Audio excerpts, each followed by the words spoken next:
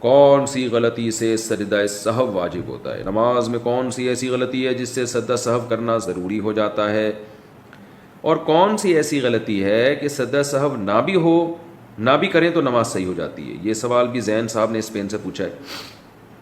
یہ تو پورا آپ نے ایک چیپٹر پوچھ لیا مجھ سے۔ دیکھیں، نماز میں اگر کوئی واجب چھوٹ جائے تو بھی سجدہ سہو ہے، کسی فرض یا واجب میں تاخیر ہو جائے تو بھی سجدہ سہو ہے، اور ایک رکن کو چھوڑ کر دوسرے رکن میں آپ مشغول ہو جائیں تو بھی سجدہ سہو ہے۔ میں اس کی مثالیں دے دیتا ہوں۔ مثال کے طور پر سورہ فاتحہ کے بعد پہلی 2 رکعتوں میں، فرض کی رکعتوں میں سورت ملانا واجب ہے۔ اگر آپ نہیں ملائی سورت آپ نے بھولے سے، تو آپ سجدہ سہو کریں گے، نماز ادا ہو جائے گی۔ اتحیات آپ بھول گئے تو بھی سجدہ سہو سے نماز ادا ہو جائے گی۔ اور یہ تو ہے کون سے ارکان آپ بھول گئے، ٹھیک ہے نا، یعنی جو واجب آپ سے چھوٹ گیا۔ واجب یا فرض میں تاخیر سے بھی سجدہ سہو واجب ہوتا ہے۔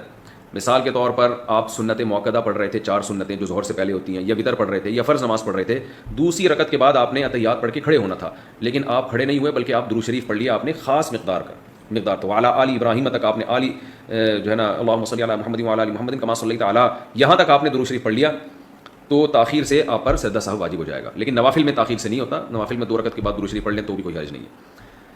اسی طرح آپ نے تیسری رکعت کے بعد کھڑا ہونا تھا، لیکن یعنی امام کے پیچھے آپ نماز پڑھ رہے ہیں، امام نے سلام پھیرا، آپ کی 1 رکعت باقی تھی، آپ نے کھڑے ہونا تھا لیکن آپ کھڑے نہیں ہوئے بلکہ امام کے ساتھ آپ نے سلام پھیر لیا، تو سلام پھیرنے سے کیا ہوا ہے کہ آپ کو جانا چاہیے تھا قیام میں، لیکن آپ وہ رکن چھوڑ کر ایک دوسرے رکن میں چلے گئے، اور السلام علیکم السلام تک آپ نے سلام کا لفظ اپنی زبان سے نکال دیا، تو بھی آپ کو پھر آخر میں سجدہ سہو کرنا پڑے گا، کیونکہ 1 رکعت آپ کی باقی تھی اور آپ سلام پھیر لیا آپ نے، تو ایک رکن چھوڑ کر آپ دوسرے رکن میں مشغول ہو گئے۔ تو یہ کچھ احکام ہیں جو عام طور پہ لوگوں سے غلطیاں ہو رہی ہوتی ہیں، تو ان غلطیوں میں آپ سجدہ سہو کریں گے تو نماز ادا ہو جائے گی، اور اگر آپ نے نماز کا کوئی رکن چھوڑ دیا تو پھر سجدہ سہو سے نماز نہیں ہوتی۔ مثال کے طور پر نماز کے بعد آپ کو آخر میں یاد آیا میں تو رکوع کیا ہی نہیں ہے، نماز کے بعد یاد آیا، تو رکوع چھوڑنا تو ایک فرض چھوڑ دیا نا آپ نے، رکن چھوڑ دیا، تو اس کی سجدہ سہو سے تلافی نہیں ہوگی۔ یا نماز میں ترتیب الٹ دیں آپ کہ رکوع آپ نے چھوڑا تو تھا لیکن سجدے میں جا کے یاد آیا کہ میں نے رکوع نہیں کیا ہے، تو پھر آپ کھڑے ہوں گے، دوبارہ رکوع کریں گے، پھر دوبارہ سجدہ کریں گے، تو یہ ترتیب جو آپ سے چینج ہوئی ہے نا، اس کی وجہ سے بھی آپ کو سجدہ سہو کرنا پڑے گا۔